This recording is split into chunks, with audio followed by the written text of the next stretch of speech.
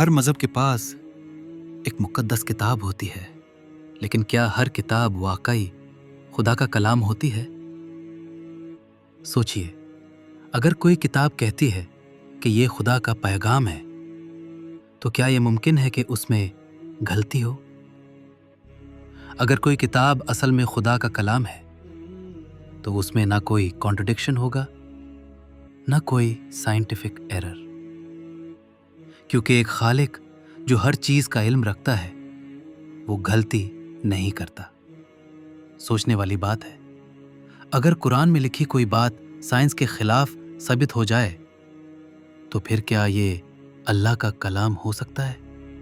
मगर अगर 1400 साल पहले लिखी गई किताब, जब ना टेलीस्कोप था ना माइक्रोस्कोप, अगर वो आज के साइंस के मुताबिक सही साबित होती है, तो क्या ये सबूत नहीं कि ये किताब किसी इंसान का काम नहीं?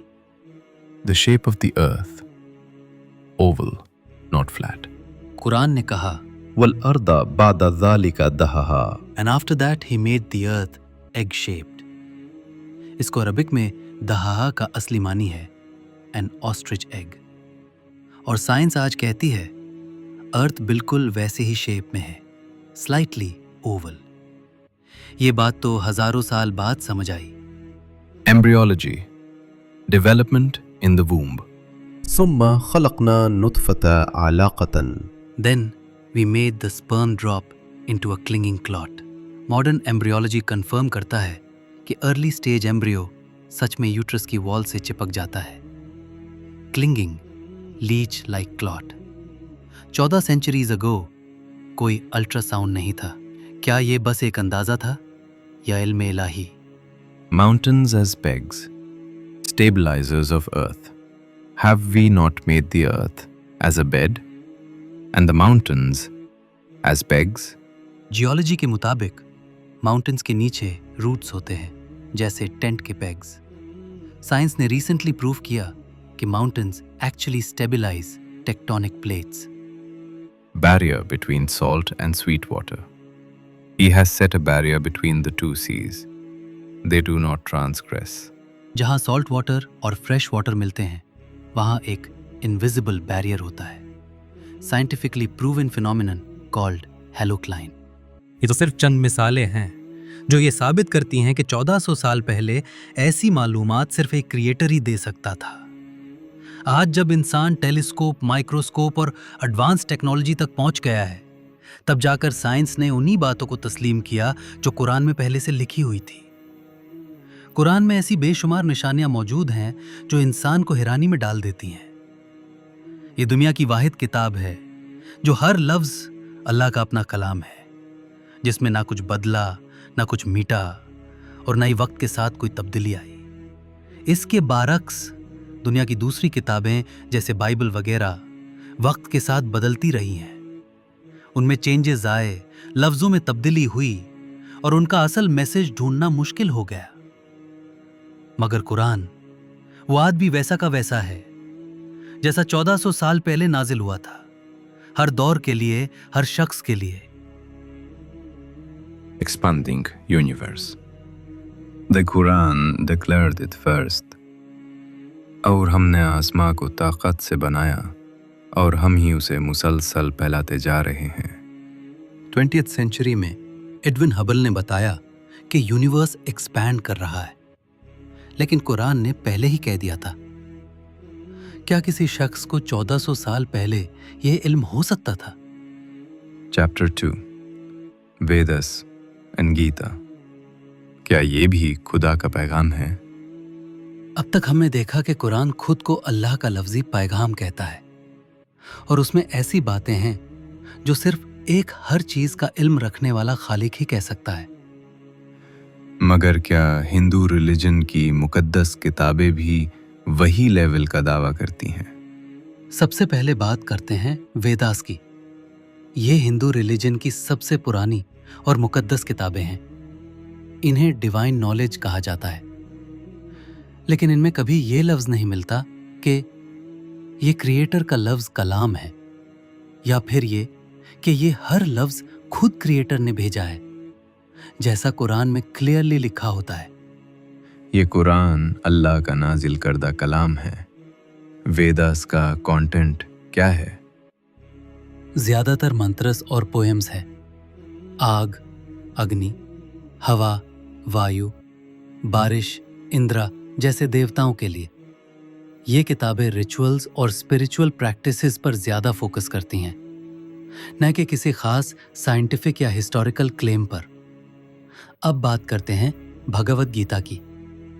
ये महाभारत का एक हिस्सा है और इसमें कृष्णा और अर्जुना का डीप कॉन्वर्सेशन लिखा गया है। कृष्णा, जो एक डिवाइन बीइंग समझे जाते हैं, वहां अपने आप को कुछ इस तरह इंट्रोड्यूस करते हैं।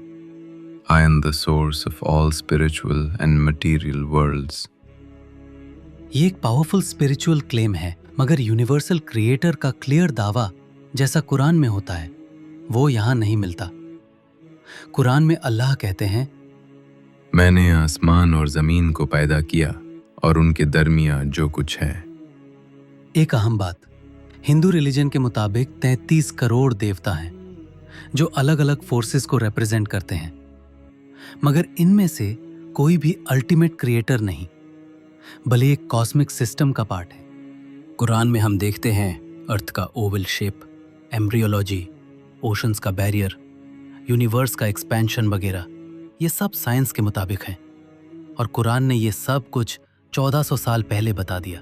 अब अगर हम वेदास या गीता को देखें तो कुछ सिंबॉलिक या मेटाफोरिकल रेफरेंसेस मिलते हैं, मगर कोई क्लियर साइंटिफिक मिराकल या टेस्टेबल प्रोफेसी नहीं मिलती।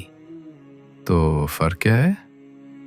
कुरान खुद को अल्लाह का डायरेक्ट लफ्जी कलाम कहता है और उसमें साइंटिफिक एक्यूरेसी, प्रोफेसीज और इल्मी मुजज़ात हैं जो टेस्टेबल हैं। वेदास और गीता एक स्पिरिचुअल जर्नी का हिस्सा है, लेकिन वो ना तो डायरेक्ट रेवलेशन होने का दावा करती है, ना उनमें वो वेरीफाइड इल्म है जो हर दौर में टेस्ट हो सके। अगर आप चाहते हैं कि आप किसी किताब को अल्लाह का कलाम तस्लीम करें, तो उसका सबसे बड़ा एविडेंस यही होगा। क्या वो किताब वक्त के सबूतों पर पूरी उतरती है? कुरान ने हर दावा किया और साइंस ने हर दावा को सच साबित किया। इसीलिए कुरान कहते हैं, अगर ये किसी और का कलाम होता अल्लाह के सिवा तो इसमें बहुत सी गलतियां होती। सूरा अन्निसा। कुरान का दावा यह है कि हर लफ्ज़, हर हर्फ तक अल्लाह ने भेजा है। हज़रत मोहम्मद सल्लल्लाहु अलैहि वसल्लम ने इसे किसी किताब से नहीं पढ़ा, बल्कि जिब्रील अलैहिस्सलाम के ज़रिए सुना। फिर आप सल्लल्लाहु अलैहि वसल्लम ने सहाबा को याद करवाया हिफ्ज़, कातिब वही इसको लिखवाया। जैसे हज़रत ज़ैद बिन थाबित, आप सल्लल्लाहु अलैहि वसल्लम की ज़िंदगी में कुरान कंप्लीट था, लेकिन अलग अलग पर्चियों पर। जब हज़रत मोहम्मद सल्लल्लाहु अलैहि का इंतकाल हुआ, उसके बाद हज़रत अबू बकर सिद्दीक रदियल्लाहु अलैहि के दौर में ऑफिशियल कंपाइलेशन हुआ। हज़रत उस्मान रदियल्लाहु अलैहि के दौर में स्टैंडर्डाइज्ड कॉपीज़ बनाई गई और हर जगह भेजी गई। तो कुरान का सिस्टम क्या था? एक क्लियर चेन ऑफ ट्रांसमिशन, सुनाया गया, लिखवाया गया, हिफ्ज़ किया गया, फिर कंपाइल। वेदास सुने गए मगर देर से लिखे गए। हिंदू रिलीजन में वेदास को कहा जाता है श्रुति, यानी सुना गया ज्ञान, जो ऋषियों और एंशिएंट सेजेस ने मेडिटेटिव ट्रांस में पाया। यानी ऋषियों ने कहा कि उनको अंदर से या कॉस्मिक सोर्स से ये आवाज़ आई, मगर ये आवाज़ अल्लाह की तरह किसी स्पेसिफिक खालिक ने नहीं भेजी, ना कोई फरिश्ता वरार एंजल था जो सुनाता था। लेकिन सबसे बड़ा फर्क, वेदास लिखने का अमल हजारों साल बाद हुआ, जब ओरल ट्रेडिशन यानी जुबानी याददाश्त से ये कुछ लोगों ने लिखना शुरू किया। प्रॉब्लम क्या थी? टाइम डिले, सेंचुरीज तक सिर्फ जुबानी, वर्जन्स चेंज होने का chance, no clear chain like Quran. Bhagavad Gita Mahabharata का एक डायलॉग। हिंदू रिलीजन का एक और इम्पॉर्टेंट टेक्स्ट है, मगर ये अलग से एक किताब नहीं, बल्कि महाभारत का एक पार्ट है, एक एपिक पोएम जिसमें कृष्णा और अर्जुना का डायलॉग लिखा गया है। इसे ऋषि व्यासा ने लिखा, जो महाभारत के ऑथर माने जाते हैं। इंपॉर्टेंट बात, गीता एक डायरेक्ट डिवाइन रेवलेशन नहीं है जैसा कुरान। ये एक फिलोसॉफिकल कॉन्वर्सेशन है जिसमें कृष्ण, जो एक देवता है, अर्जुना को स्पिरिचुअल लेसन्स देते हैं। क्या आज जो किताब हमारे पास है वो वाकई वही है जो पहले दी गई थी या वक्त के साथ बदल चुकी है?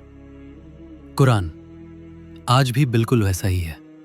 कुरान का दावा ये है कि इन्ना नहनु नज़्ज़लना ज़िक्रा व इन्ना लहु लहाफ़िज़ून। ये एक डिवाइन गारंटी है कि कुरान कभी बदला नहीं जाएगा। हज़रत मोहम्मद सल्लल्लाहु अलैहि वसल्लम की ज़िंदगी में कुरान कंप्लीट था, बोथ मेमोराइज्ड वलार हिफ्ज़ एंड रिटन वरार पार्चमेंट्स। थाउजेंड्स ऑफ कंपेनियंस व हाफिज, यानी कुरान उनको वर्ड फॉर वर्ड याद था। हज़रत अबू बकर और फिर हज़रत उस्मान रदी अल्लाह अन्हु ने इसे कंपाइल और स्टैंडर्डाइज करवाया। आज तक पूरे दुनिया में एक ही कुरान है, हर लफ्ज़ हर आयात same. Even old manuscripts like Birmingham manuscript dating back to Prophet's time match exactly with the current Quran. Quran हर ज़माने में unchanged रहा, and it's the only major scripture with such preservation. तो आखिर में बस यही कहना चाहूँगा कि कुरान वही है जो 1400 साल पहले नाजिल हुआ था, लफ्ज़ ब लफ्ज़ प्रोटेक्टेड।